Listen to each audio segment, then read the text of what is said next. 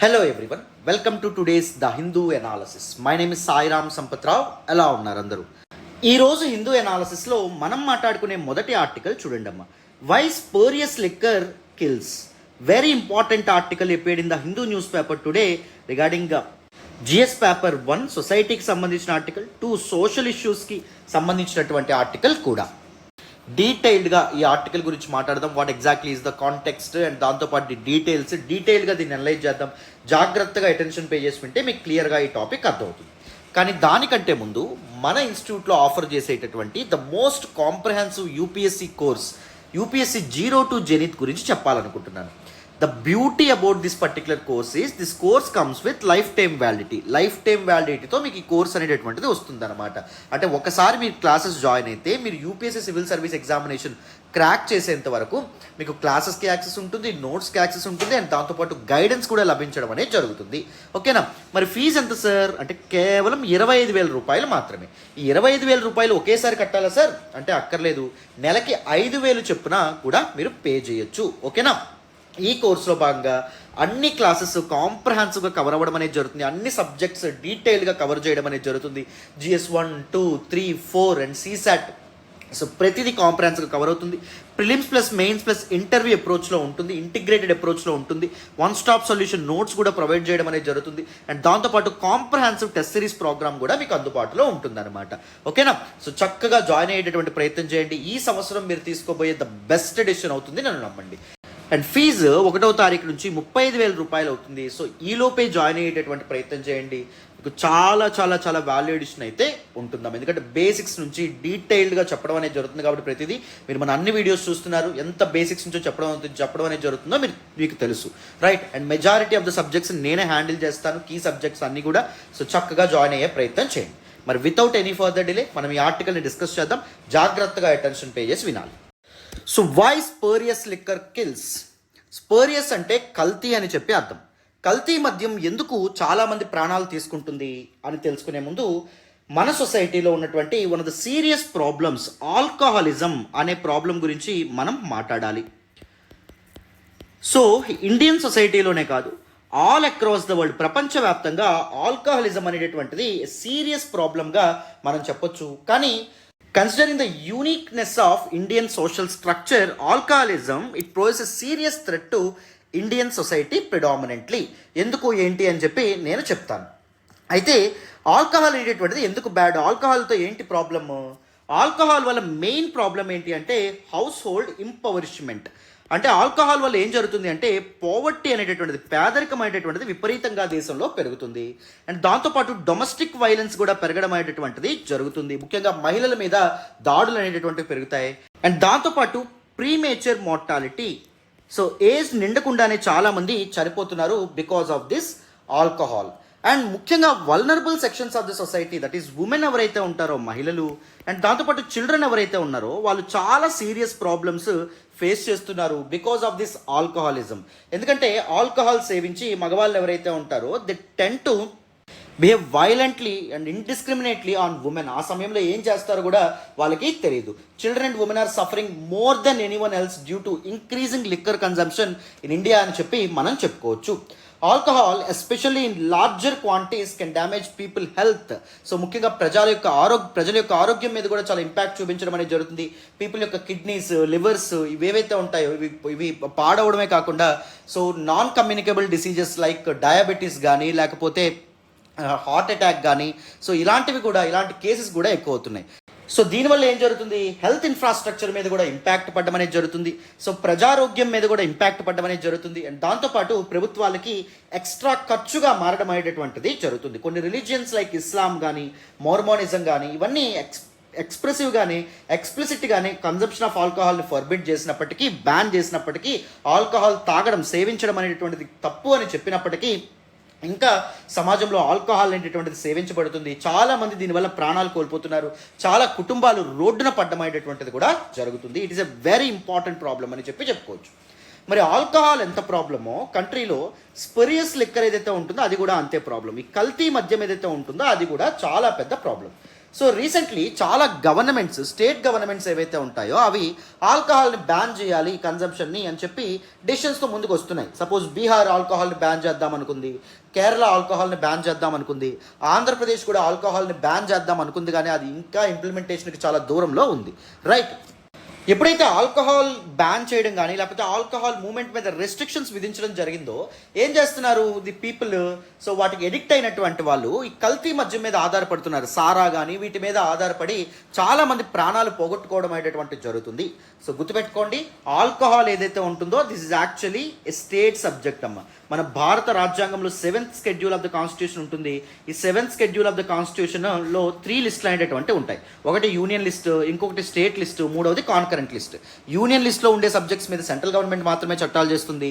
State లిస్ట్లో ఉండేటువంటి subjects మీద స్టేట్ గవర్నమెంట్స్ మాత్రమే చట్టాలు చేస్తాయి. కాన్కరెంట్ లిస్ట్ అంటే ఉమ్మడి జాబితా, కాన్కరెంట్ లిస్ట్లో ఉండే సబ్జెక్ట్స్ మీద both centre and state can make class. So liquor అనేటటువంటిది ఏదైతే ఉందో, ఆల్కహాల్ ఏదైతే ఉందో, it is actually state subject, గుర్తుపెట్టుకోండి. అండ్ దాంతోపాటు if you look at part 4 of the constitution, DPSPs, directive principles of state policies లేదా ఆదేశిక నియమాలు ఏవైతే ఉంటాయో, ఇందులోని గాంధీయన్ ప్రిన్సిపల్స్ ఏవైతే ఉంటాయో అందులోని one of the very important principles article 47 ఏం చెప్పడం అనేటటువంటిది జరుగుతుందమ్మా. The state shall undertake rules to bring about prohibition of the consumption except for medical purposes of intoxicating drinks and of drugs which are injurious to health. Alcohol consumption ఏదైతే ఉందో దాన్ని prohibit చేసే విధంగా ప్రభుత్వాలు చర్యలు తీసుకోవాలని చెప్పి ఆర్టికల్ 47 ద్వారా మన ఫోర్ ఫాదర్స్ ఎవరైతే ఉంటారో వాళ్ళు చెప్పడం అనేటటువంటిది జరిగింది. ఆ విధమైనటువంటి మార్గనిర్దేశకాలు, గైడ్ లైన్స్ అనేటటువంటివి పాస్ చేయడం అనేటటువంటిది జరిగింది. ఎందుకంటే alcohol is very bad especially for a society like India. ఎందుకంటే ఇండియాలో మనకి బయట కంట్రీస్లో ఎంతో కొంత జెండర్ ప్యారిటీ, జెండర్ ఈక్వాలిటీ అనేది ఉంటుంది. Though all across the world women are vulnerable sections అయినప్పటికీ ఎంతో కొంత జెండర్ ప్యారిటీ అనేటటువంటిది ఉంటుంది. బట్ కానీ ఇండియాలో జెండర్ ఈక్వాలిటీ ఉంటుందా? ఉండదు.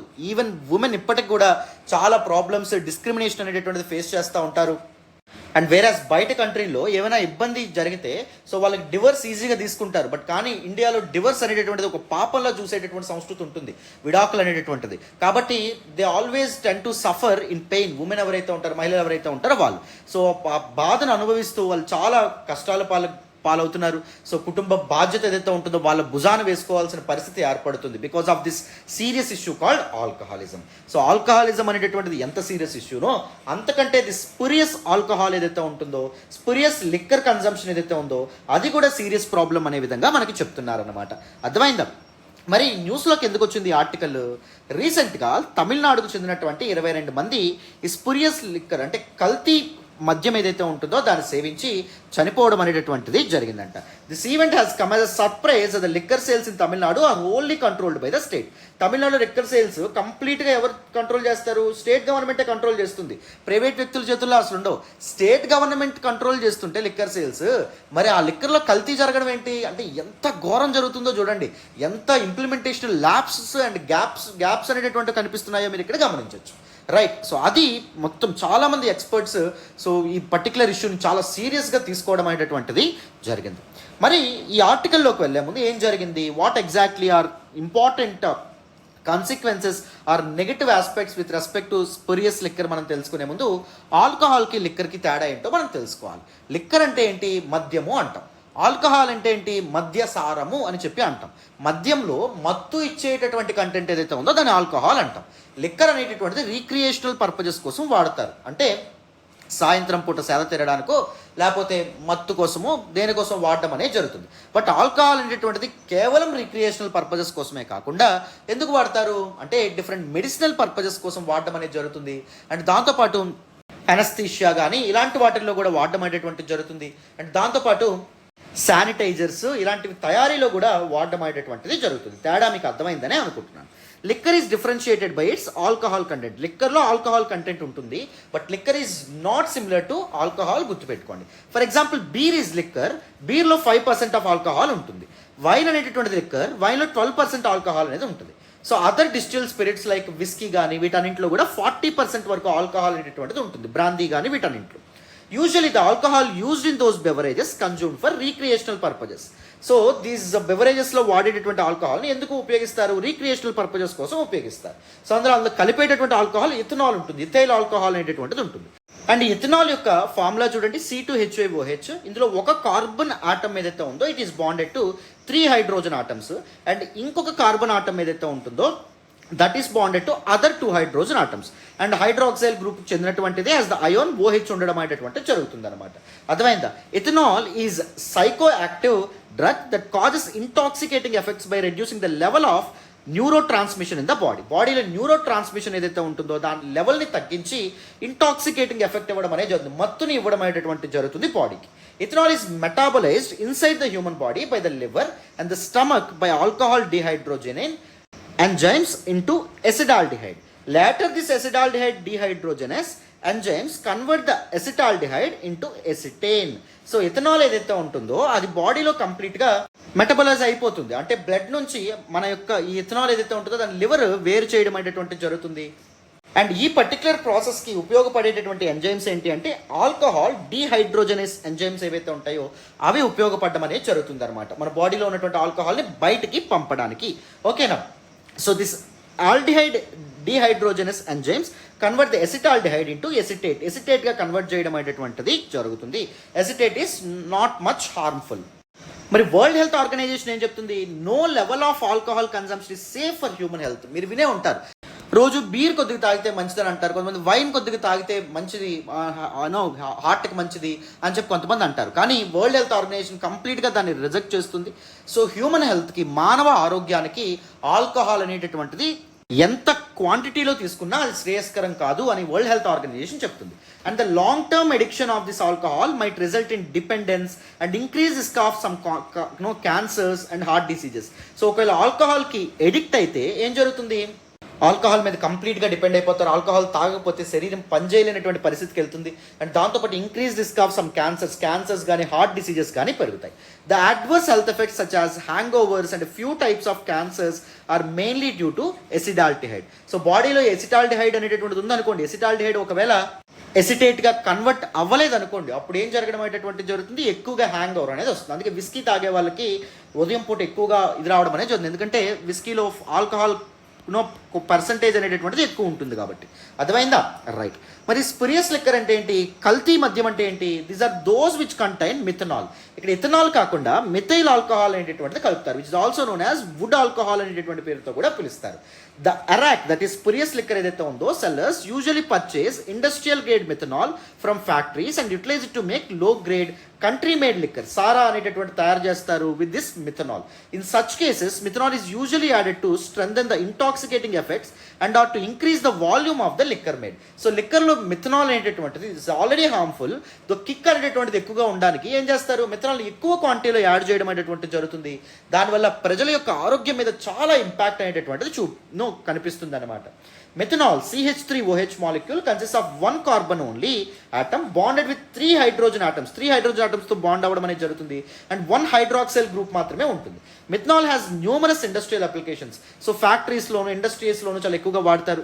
ఎందుకు వాడతారు అంటే అసిటిక్ యాసిడ్ ఏదైతే ఉంటుందో తయారు చేయడానికి వాడతారు, అండ్ ఫార్మాల్డిహైడ్ తయారు చేయడానికి వాడతారు, అరోమాటిక్ హైడ్రోకార్బన్స్ ఏవైతే ఉంటాయో వాటిని తయారు చేయడానికి కూడా వాడతారు, స్పిరిట్స్ వీటిని తయారు చేయడానికి వాడతారు. It's also used as solvent and as an antifreeze. దీన్ని సాల్వెంట్గా కూడా వాడమనేటటువంటి జరుగుతుంది because is able to dissolve any other substance. And యాంటీఫ్రీజ్గా కూడా వాడమనేటటువంటి జరుగుతుంది. ఏదైనా వస్తువు గడ్డ కట్టకుండా చూసుకోవాలంటే దానిలో ఏం కలుపుతారు? మిథనాల్ కలపడం అనేటటువంటిది జరుగుతుంది. బట్ దీనివల్ల సీరియస్ హెల్త్ ఇంపాక్ట్స్ అనేటటువంటివి ఉంటాయి, గుర్తుపెట్టుకోవాలి. మరి మిథనాల్ని ఎలా ప్రొడ్యూస్ చేస్తారు? కార్బన్ మోనాక్సైడ్ని అండ్ హైడ్రోజన్ని in the presence of copper and zinc oxides వీటి ప్రెజెన్స్లో because they act as catalyst ఉత్ప్రేరకాలుగా యాక్ట్ చేయడం అనేటటువంటి జరుగుతుంది at 50 to 100 atm of pressure and 250 degrees centigrade. So ఈ టెంపరేచర్ ఈ ప్రెజర్ దగ్గర వాటన్నిటిని కార్బన్ మోనాక్సైడ్ని హైడ్రోజన్ని యాడ్ చేస్తే మిథనాల్ అనేటటువంటిది ప్రొడ్యూస్ అవుతుంది. దీనికి క్యాటలిస్ట్గా కాపర్ అండ్ జింక్ ఆక్సైడ్స్ అనేటటువంటి వర్క్ అవుతాయి.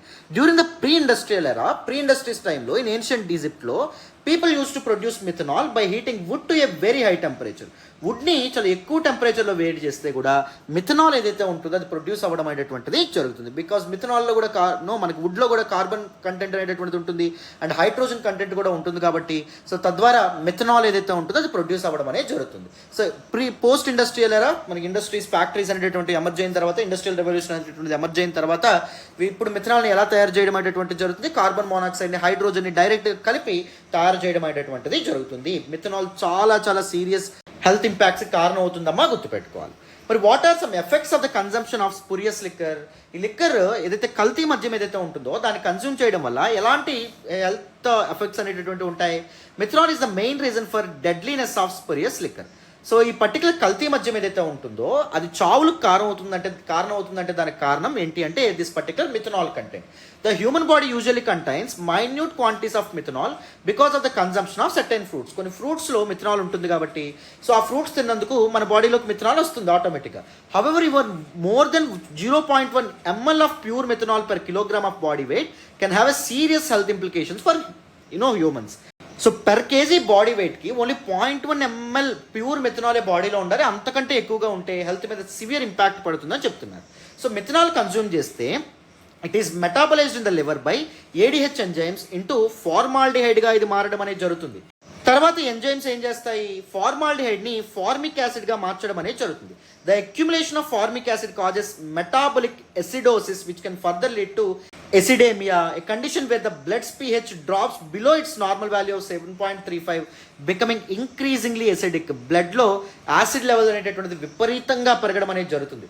అండ్ దాంతోపాటు ఈ ఫార్మిక్ యాసిడ్ ఏదైతే ఉందో అది కూడా డిఫరెంట్ ఎంజైమ్స్ మీద కూడా తన ప్రభావం చూపిస్తుంది. సపోజ్ సైటోక్రోమ్ ఆక్సిడేజ్ ఏవైతే ఉంటాయో అలాంటి ఎంజైమ్స్ మీద కూడా ప్రభావం చూపిస్తుంది. దానివల్ల సెల్స్ అవి ఆక్సిజన్ని యూజ్ చేసుకునేటటువంటి ఎబిలిటీ ఏదైతే ఉంటాయో వాటిని కోల్పోవడం అనేది జరుగుతుంది. సో ఎనర్జీ అనేటటువంటిది విపరీతంగా డ్రాప్ అవ్వడం అనేది జరుగుతుంది బాడీలో. And results in the buildup of lactic acid, తద్వారా లాక్టిక్ యాసిడ్ బాడీలో పెరగడం అనేది జరుగుతుంది. దానివల్ల ఎసిడోసిస్ అనేటటువంటిది ఏర్పడుతుంది అనమాట. అర్థమైందా? ఎసిడిటీ లాంటి రోగాల బారిన పడే అవకాశం కూడా ఉంటుంది. సో వేరియస్ రిపోర్ట్స్ ఏం చెప్తున్నాయంటే methanol consumption methanol induced optic న్యూరోపతికి కూడా కారణం అవుతాయి. అంటే చాలామంది సో ఈ పర్టికులర్ కల్తీ మద్యం సేవించి కళ్ళు కూడా కోల్పోతారు, చూపును కూడా కోల్పోతారు, కళ్ళు గుడ్డైపోతాయి చాలామందికి. మీరు అలాంటి ఇన్స్టెన్సెస్ ఏవైతే ఉంటాయో వాటిని వినే ఉంటారు. అండ్ దాంతోపాటు దిస్ కండిషన్ ఏదైతే ఉందో it may further lead to long term or irreversible visual impairment and even blindness. So complete blindness కూడా అందులయ్యే అవకాశం కూడా ఉంటుంది. Ophthalmic effects have been seen in more than 50% of those individuals have consumed methanol. మిథనాల్ని డైరెక్ట్గా తీసుకున్నటువంటి people ఎవరైతే ఉంటారో వాళ్ళు ఈ కేస్ అనేటటువంటిది కండిషన్ అనేటటువంటిది చాలాసార్లు మనకు కనిపిస్తుంది. Methanol poisoning can also cause cerebral oedema and దాంతోపాటు హెమోరేజ్ అండ్ డెత్, ఈవెన్ తీవ్రమైనటువంటి తలనొప్పికి, తల తిరగడానికి అండ్ దాంతోపాటు చావుకు కూడా కారణం అవ్వడం అనేటటువంటి జరుగుతుంది. However, if a person is consumed ethanol along with the methanol and methanol కలిపి కన్జ్యూమ్ చేస్తే the health implication may not be evident until a few days. కొన్నాళ్ళ వరకు హెల్త్ పాడయ్యే ప్రమాదమే ఉండదు. thereby delaying the treatment and increasing the chance of mortality. So వెంటనే symptoms బయటపడవు కాబట్టి ఏం జరగడం అనేది జరుగుతుంది? సో అది చావుకు దారి తీసేటటువంటి అవకాశం ఉంది. సో మిథనాల్ అనేటువంటిది చాలా చాలా డేంజరస్. మిథనాల్ సింగిల్గా తీసుకున్నా లేదా ఎథనాల్ ప్లస్ మిథనాల్ రెండు కలిపి తీసుకున్నా చాలా చాలా ప్రాబ్లం అనమాట. అందుకే ఆల్కహాల్ సేవించేటటువంటి వాళ్ళు కొన్నిసార్లు ఏం జరుగుతుందంటే సో ఇథనాల్తో పాటు మిథనాల్ కూడా కలపడం అనేది జరుగుతుంది. అందుకే సడన్గా కొంతమంది చనిపోతూ ఉంటారు. మీరు గమనించారా? ఎక్కువగా ఆల్కహాల్ తీసుకునేటటువంటి వాళ్ళు. Right. So now let us look at available treatment. ఎలాంటి ట్రీట్మెంట్ ఉంది మరి స్పురియస్ ఆల్కహాల్ లిక్కర్ సేవించినటువంటి వాళ్ళకి? As methanol is ingested the human body requires some time to completely eliminate it.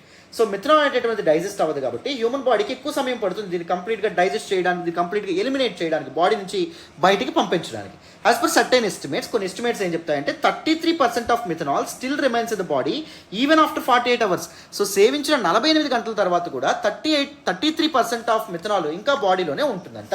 It is completely absorb through gastrointestinal tract and blood methanol level can reach its maximum value within just 90 minutes. సేవించినటువంటి 90 నిమిషాల్లోనే అంటే గంటన్నరలోనే blood methanol level peak స్టేజ్కి చేరుకోవడం అనేది జరుగుతుంది. అందుకే మత్తు త్వరగా ఎక్కుతుంది. అందుకే కిక్ ఎక్కడానికి ఎక్కువగా ఈ మిథనాల్ ఏదైతే ఉంటుందో దాన్ని వాడతారనమాట ఈ సెల్లర్స్ ఎవరైతే ఉన్నారో వాళ్ళు. 2 ఇమీడియట్ ట్రీట్మెంట్ ప్రొసీజర్స్ అనేటటువంటి ఉన్నాయి మిథనాల్ పాయిజనింగ్ నుంచి బయటపడడానికి, ప్రజలను రక్షించడానికి. Administering ethanol which competes with methanol for the ADH enzymes. So methanol సేవించినటువంటి వ్యక్తి ఎవరైతే ఉంటారో అతనికి ఇథనాల్ ఇవ్వడం అనేటటువంటి జరుగుతుంది. Administering ethanol ensures that methanol is not metabolised into formaldehyde. So అప్పుడు ఏం జరుగుతుంది? ఇథనాల్ అనేటువంటిది ఫార్మాల్డిహైడ్గా మారడం అనేది జరగదనమాట. తద్వారా ఫార్మిక్ యాసిడ్ కానీ లేకపోతే లాక్టిక్ యాసిడ్ కానీ బ్లడ్లో పెరగవు. సో దట్ పీపుల్ యొక్క హెల్త్ ఏదైతే ఉంటుందో అది బెటర్ అవుతుంది కొద్దిగా. అడ్మినిస్టరింగ్ అండ్ సెకండ్ ప్రొసీజర్ ఏంటి? యాంటీడోట్ నేమ్డ్ ఫార్మపిజోల్ అనేటువంటి యాంటీడోట్ ఇస్తారు.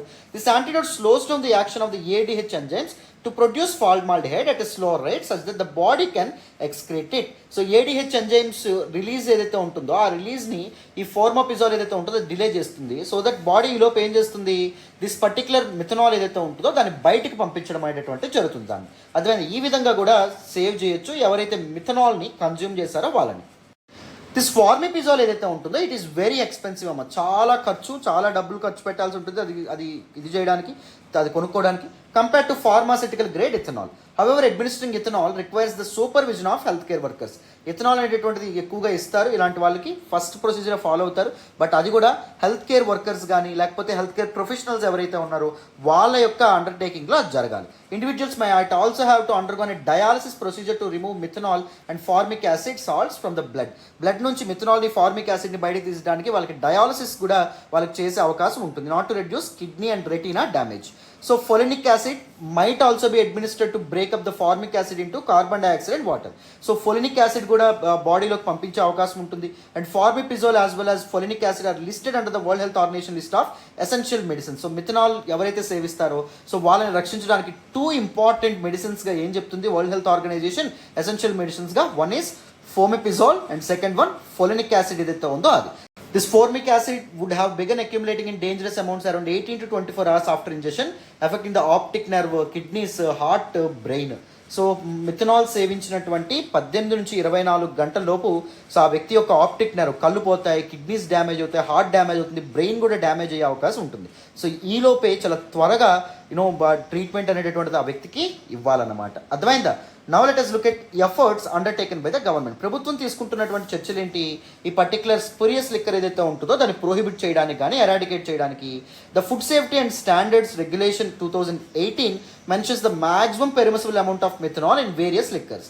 డిఫరెంట్ లిక్కర్స్లో మిథనాల్ హైయెస్ట్ ఎంతవరకు వాడచ్చు అనేటటువంటి దాని మీద ఒక గైడ్ లైన్స్ కూడా పాస్ చేశారు. For example methanol must be absent in coconut feni 50 grams per 100 liters in coconut liquor and 300 grams per 100 liters in pot distilled spirits.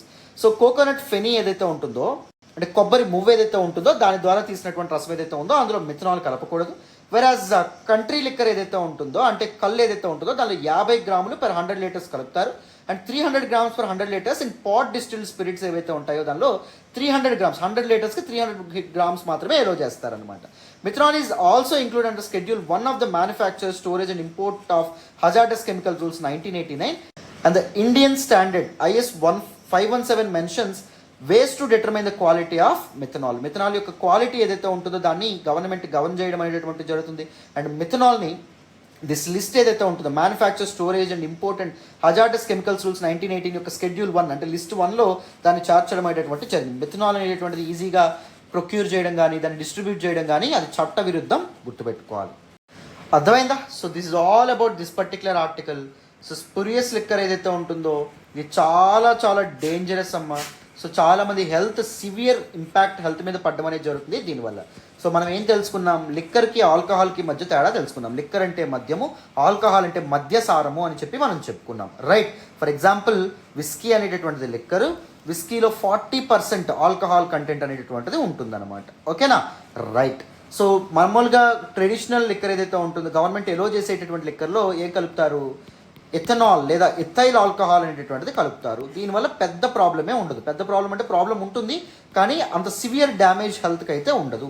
But కానీ మిథనాల్ మామూలుగా కంట్రీ మేడ్ లిక్కర్ ఏదైతే ఉంటుందో, స్పూరియస్ లిక్కర్ ఏదైతే ఉందో దానిలో ఏం చేస్తారు? ఇండస్ట్రియల్ మిథనాల్ అనేటటువంటిది కలుపుతారు. దీన్ని వుడెన్ ఆల్కహాల్ లేదా వుడెన్ స్పిరిట్ అని కూడా చెప్పడం అనేటటువంటిది జరుగుతుంది. ఎందుకంటే ప్రీ ఇండస్ట్రియల్ టైమ్స్లో దీన్ని వుడ్ని కాల్చడం ద్వారా ఏం చేసేవాళ్ళు? మిథనాల్ అనేటటువంటిది ఎక్స్ట్రాక్ట్ చేసేవాళ్ళు కాబట్టి. అర్థమైందా? So methanol is very dangerous. So ఈ మిథనాల్ వల్ల చాలామంది చాలా సివియర్ హెల్త్ ప్రాబ్లమ్స్ ఫేస్ చేస్తున్నారు దేశవ్యాప్తంగా. ఓకేనా?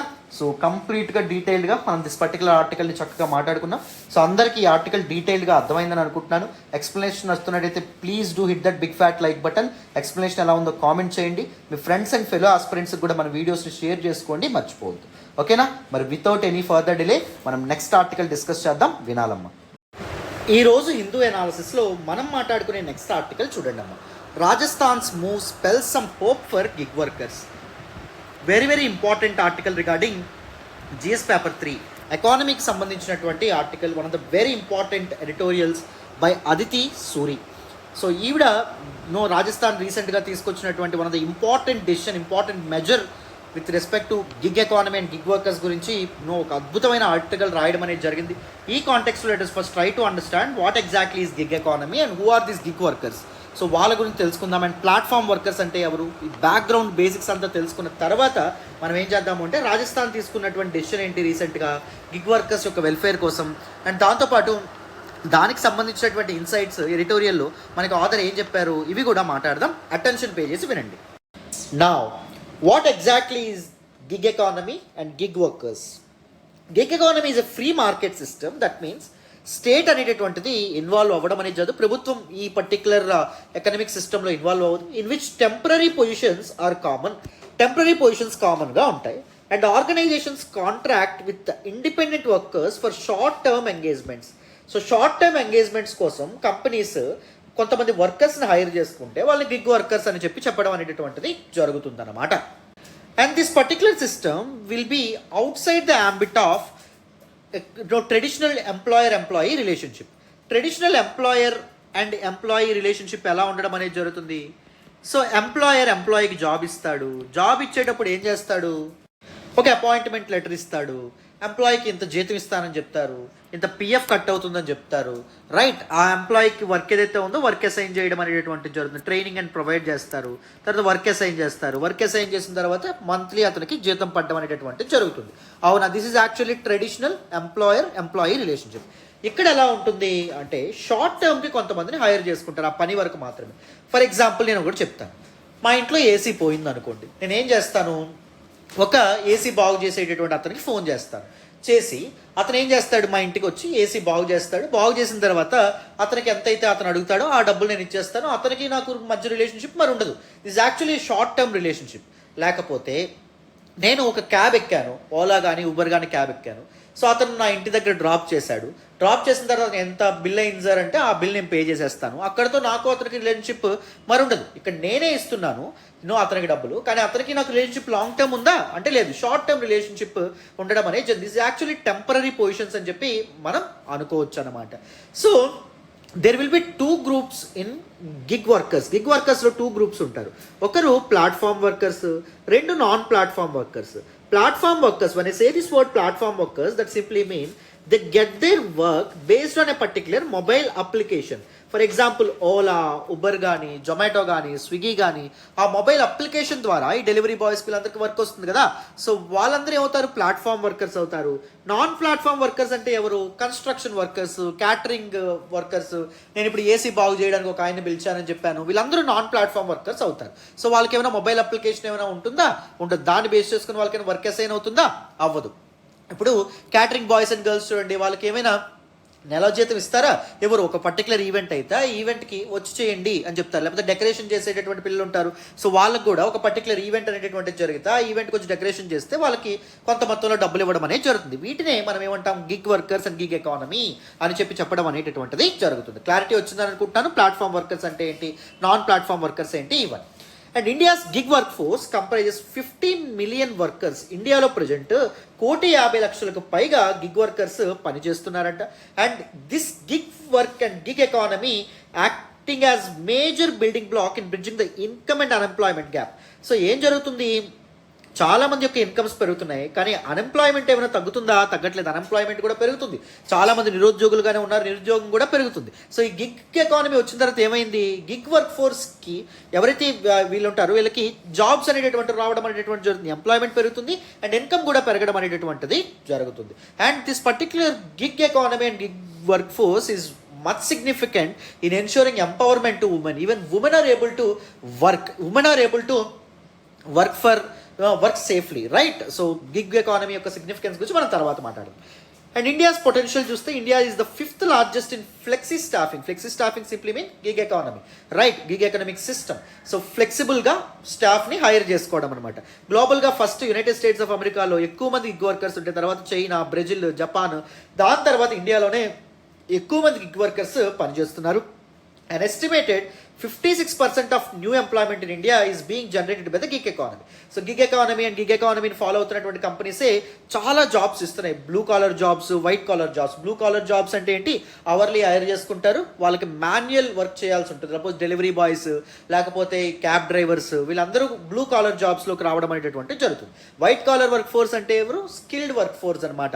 మేనేజ్మెంట్, సాఫ్ట్వేర్ ఎంప్లాయీస్, వీళ్ళందరూ ఏమవుతారు? వైట్ కాలర్ జాబ్స్ అవ్వడం అనేది జరుగుతుంది. గోల్డెన్ కాలర్ జాబ్స్ అంటారు. వాళ్ళు ఎవరు? డాక్టర్స్, లాయర్స్, సైంటిస్టులు, వీళ్ళందరూ గోల్డెన్ కాలర్ జాబ్స్ అని చెప్తా అంటారు. పింక్ కాలర్ జాబ్స్ అంటే ఎక్కువగా ఉమెన్ చేస్తూ ఉంటారు. నర్సింగ్ కానీ, పేషెంట్ కేర్ కానీ, సో ఇవన్నీ, లేకపోతే రిసెప్షనిస్టులు కానీ, ఇవన్నీ పింక్ కాలర్ జాబ్స్ అంటాం. పింక్ కాలర్ జాబ్స్ మామూలుగా అండర్ పెయిడ్ ఉంటాయి, ఎందుకంటే because of gender disparity. So మగవాళ్ళకి ఒకలాగా, ఆడవాళ్ళకి ఒకలాగా ఇప్పటికీ జీతాలు అనేటటువంటివి ఇస్తున్నారు. కాబట్టి ఒకే పనికి ఒకే వేతనం అనేటటువంటిది ఇస్తున్నారు. ఆడవాళ్ళకి మగవాళ్ళకి ఇంకా అది అచీవ్ చేయలేదు.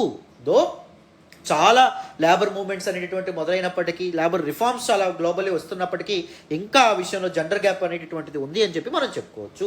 The gig economy can serve up to 90 million jobs. So ఇండియాలో 9 కోట్ల వరకు గిగ్ ఎకానమీ ద్వారా వర్క్ ఫోర్స్ బిల్డ్ అవ్వచ్చు అనే విధంగా చెప్తున్నారు. And India with potential of add 1.25% to the GDP. మనం 5 ట్రిలియన్ ఎకానమీకి రీచ్ అవ్వాలని చెప్పి అనుకుంటున్నాం. ఇండియా 5 ట్రిలియన్ ఎకానమీకి రీచ్ అయ్యేటటువంటి ఈ క్రమంలో so gig economy and gig work force కూడా ఎంతగానో హెల్ప్ అవుతుంది. లాంగ్ టర్మ్లో మనకి చాలా ఉపయోగం ఉంటుంది భారతదేశానికి, భారత ఆర్థిక వ్యవస్థకి అని చెప్పి ఎకనమిస్టులు ఎవరైతే ఉన్నారో, ఆర్థికవేత్తలు, ఆర్థిక నిపుణులు ఎవరైతే ఉన్నారో వాళ్ళు అభిప్రాయపడుతున్నారు. అర్థమైందా? సో కంప్లీట్గా గిగ్ ఎకానమీ యొక్క బ్యాక్గ్రౌండ్ మీకు అర్థమైందనే అనుకుంటున్నాను. ఇంకొద్దిగా కాంప్రహెన్సివ్గా అనలైజ్ చేద్దాం. చూడండి. Now, what are the key drivers of gig economy? Why this gig economy and gig workforce is booming in India and globally? ప్రపంచవ్యాప్తంగా అండ్ భారతదేశంలో కూడా గిగ్ వర్క్ ఫోర్స్ ఎందుకు పెరుగుతుంది? చూడండి. Flexibility to work from anywhere. Office నుంచి work చేయక్కర్లేదు, ఎక్కడి నుంచైనా హ్యాపీగా వర్క్ చేయొచ్చు. అండ్ దాంతోపాటు ఎప్పుడు కావాలంటే అప్పుడు మానేయచ్చు కూడా. Changing work approach. So present generations, ఒకప్పుడు వర్కర్స్ ఎలా ఉండేవాళ్ళు? వాళ్ళ ఫ్యామిలీని పోషించుకోవడానికి, తినడానికి అలా పనిచేసేవాళ్ళు. ఇప్పుడు ఎలా మారుతుంది? వాళ్ళ ఇన్నర్ అర్జ్ ఏదైతే ఉంటుందో దాన్ని ఫుల్ఫిల్ చేసుకోవడానికి చాలా మంది పనిచేస్తున్నారు. సో ఈ వర్క్ అప్రోచ్ ఎప్పుడైతే మారిందో గిగ్ ఎకానమీ దాన్ని క్యాటర్ చేస్తుందా లేదా? సపోజ్ ఫర్ ఎగ్జాంపుల్ ఒక క్యాబ్ డ్రైవర్గా పనిచేసినటువంటి వ్యక్తి సడన్గా మానేయాలంటే మానేయచ్చు, అతనికి బోర్ కొడితే మానేయచ్చు. నెక్స్ట్ ఇంకొక జాబ్ ఏదైతే ఉంటుందో దాన్ని టేకప్ చేయొచ్చు. సో చేంజింగ్ వర్క్ అప్రోచ్ తగినట్టుగా గిగ్ ఎకానమీ ఉంది కాబట్టి గిగ్ ఎకానమీ అనేది బాగా డెవలప్ అవుతుంది. Emergence of new business models, కొత్త బిజినెస్ మోడల్స్ వస్తున్నాయి. అండ్ దాంతోపాటు స్టార్టప్ ఎకో సిస్టమ్ అనేటటువంటిది కూడా పెరుగుతుంది. స్టార్టప్స్ సో ఎక్కువ పెట్టుబడి పెట్టగలవా? పెట్టలేవు. ఇప్పుడు మంత్లీ శాలరీ బేసిస్ మీద నేను ఒక ఎంప్లాయీని తీసుకుంటే అతనికి ఫిక్స్డ్ కాస్ట్ అనేటటువంటివి ఉంటాయి. అలా కాకుండా నువ్వు ఒక పలానా పని చేస్తే నీకు ఇంత డబ్బులు ఇస్తాను, సో ఈ పని ఇంత బాగా ఇంత త్వరగా చేస్తే నీకు ఇన్సెంటివ్ ఇస్తానని చెప్పడం వల్ల వర్క్ అవుట్పుట్ పెరుగుతుందా లేదా? అండ్ దాంతోపాటు ఎఫిషియన్సీ అనేటటువంటిది పెరుగుతుందా లేదా? పెరుగుతుంది sir. Rising demand of contractual employees. Contractual ఎంప్లాయీస్కి డిమాండ్ కూడా విపరీతంగా పెరగడం అనేటటువంటిది జరుగుతుంది. రైట్. దాని కారణంగా గిగ్ ఎకానమీ కూడా చాలా బూమ్ అవుతుందని చెప్పి మనం చెప్పుకోవచ్చు. What are the associated challenges sir? Gig ఎకానమీకి ఎదురుగా ఉన్నటువంటి సవాళ్ళండి. బూమ్ అవ్వడానికి ఇంపెడిమెంట్స్, అబ్స్టకల్స్గా ఏమున్నాయి అని చెప్పి మనం తెలుసుకుందాం. Unregulated nature. So gig economy అనేటటువంటిది it is outside the ambit of traditional employee relationship. So regulate చేసేటటువంటి ఏ చట్టాలు లేకపోవడం. అండ్ లో స్కిల్స్, లెస్ బార్గెనింగ్ పవర్. ఒకవేళ నీకు స్కిల్ లేకపోతే నువ్వు ఒక వర్క్ని 3 రోజులు చేయి, 4 రోజులు చేయి, 10 రోజులు చేయి, బట్ కానీ నీ స్కిల్ అనేది నీకు లేకపోతే నీకు బార్గెనింగ్ పవర్ ఉంటుందా? నేను ఎన్ని రోజులు పనిచేశాను, నాకు ఇంత డబ్బులు ఇవ్వండి అని అడగగలవా? అడగలేవండి. దాంతోపాటు ఒక కలెక్టివ్ బార్గెనింగ్ పవర్ కూడా ఉండదు. ఫర్ ఎగ్జాంపుల్ ఒక కంపెనీలో పనిచేస్తున్నటువంటి, ఫ్యాక్టరీలో పనిచేస్తున్నటువంటి వర్కర్స్ అందరూ మాకు జీతాలు పెంచండి అని చెప్పి కలెక్టివ్గా వాళ్ళు ఇది చేయొచ్చు, కలెక్టివ్గా గట్టిగా మేనేజ్మెంట్ నిలదీయొచ్చు. కానీ gig work force since they work from remote places వాళ్ళు కలెక్టివ్గా నెగోషియేట్ చేయగలరా? బార్గెన్ చేయగలరా? జీతాలు పెంచండి ఇవన్నీ కానీ అవన్నీ కానీ చేయగలరా? చేయడం అనేటటువంటిది కుదరదు. Demand supply miss match. So ఇక్కడ చూడండి ఏం జరుగుతుంది? ఎక్కువ మంది గిగ్ వర్క్ ఫోర్స్లోకి రావాలని చెప్పి అనుకుంటున్నారు, కానీ అన్ని జాబ్స్ అనేటటువంటి ఉన్నాయా? లేవు. జాబ్స్ తక్కువ ఉన్నాయి, డిమాండ్ అనేటటువంటిది ఎక్కువగా ఉంది.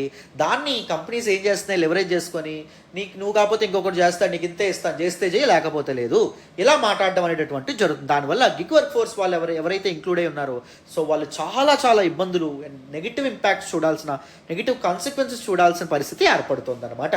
అర్థమైందా? Very important.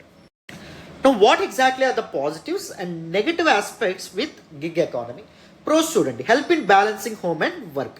సో ఇంటి పనిని అండ్ దాంతోపాటు వర్క్ని బ్యాలెన్స్ చేసుకోవడం చక్కగా కుదురుతుంది. కావాల్సినటువంటి సమయంలో పని చేసుకోవచ్చు అండ్ ఎప్పుడు పని చేసినంత మాత్రాన్ని పని చేసిన దానికి జీతం వస్తుంది కాబట్టి హ్యాపీగా మేనేజ్ చేసుకోవచ్చు. ఉమెన్ ఎక్కువగా దీనివల్ల చాలా చాలా యూజ్ పొందుతున్నారు. Offer safe work environment for women. Night షిఫ్ట్లు చేయక్కర్లేదు. సో ఒక ప్రదేశం నుంచి ఇంకో ప్రదేశానికి ట్రావెల్ చేయక్కర్లేదు. ఆ ఇష్యూస్ అనేటటువంటి తప్పుతున్నాయి. అండ్ దాంతోపాటు ఉమెన్ చాలామంది సో వర్క్ ప్లేసెస్లో కూడా చాలా చాలా ఇబ్బందులు ఎదుర్కోవడం అనేది జరుగుతుంది. వాటన్నింటికి సో ఒక ఫుల్ స్టాప్ పెట్టడం అనేది జరిగింది gig economy and gig work force. Provides on demand work. నువ్వు ఏ పని కావాలంటే ఆ పని టక్కన నీ దగ్గరికి వస్తూ ఉందన్నమాట. సో ఆన్ డిమాండ్ వర్క్ కూడా దీనిగా ఉంది. And help in earning extra income. నీ రెగ్యులర్ ఇన్కమ్తో పాటు కొంత ఎక్స్ట్రా ఇన్కమ్ని సంపాదించేటటువంటి అవకాశం కూడా ఉందన్నమాట.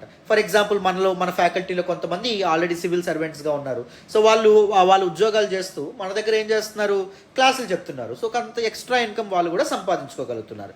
అర్థమైందా? సో ఇలా అనమాట. So what are the negative aspects? First one, digital divide. చూడండి అమ్మా, సో ఒక రిపోర్ట్ ఏం చెప్తుంది అంటే ఇండియాలో ఓన్లీ 20% ఆఫ్ ద ఉమెన్కి మాత్రమే మొబైల్ ఫోన్స్కి, స్మార్ట్ ఫోన్స్కి యాక్సెస్ ఉంది. మెన్లో అది మీరు చూస్తే ఏకంగా 79% men had access to this particular mobile phones and smart phones. So digital divide ఉందా లేదా? డిజిటల్ ఇన్ఫ్రాస్ట్రక్చర్ అందరికీ ఒకేలా ఉందా, అవైలబుల్గా ఉందా వేరుగా ఉందా? వేరువేరుగా ఉంది. అర్బన్ సెంటర్స్లో ఎక్కువగా మొబైల్స్ వాడుతున్నారు. రూరల్ ఏరియాస్లో మొబైల్స్ గట్రా వాడుతున్నారా? వాడట్లేదు. మెన్ ఎక్కువగా వాడుతున్నారు. ఉమెన్ ఎక్కువగా వాడుతున్నారా? వాడట్లేదు. So upper caste and upper communities వాళ్ళు ఎక్కువగా వాడుతున్నారు. లోవర్ క్యాస్ట్ వాళ్ళకి యాక్సెస్ ఉంటుందా అంటే ఉండట్లేదు. So because of this digital divide only few sections of people are able to ripe the fruits of this gig economy. So చాలామంది gig economy యొక్క లాభాలని కోల్పోవడం అనేది జరుగుతుంది. నెక్స్ట్, వేజ్ డిస్పారిటీస్ కూడా.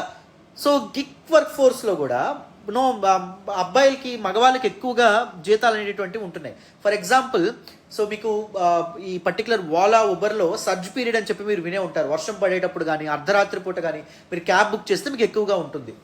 ఎక్కువ మీరు పే చేయాల్సి ఉంటుంది. డ్రైవర్కి కూడా ఎక్కువ ఇన్కమ్ ఉంటుంది. అవునా కాదా? సో మరి ఆ టైంలో ఉమెన్ వర్క్ చేయగలరా? చేయలేరు. సో అందుకే మెన్ దాన్ని ఉపయోగించుకుంటున్నారు. కానీ ఉమెన్కి ఈ సర్జ్ కానీ లేకపోతే ఇంక్రీజ్ ఇన్ ప్రైజెస్ వల్ల ఏమైనా ఇది ఉంటుందా, ఉపయోగం ఉంటుందా? ఉపయోగం ఉండట్లేదు. సో వేజ్ డిస్పారిటీస్ ఇక్కడ కూడా మనకు కనిపిస్తున్నాయి.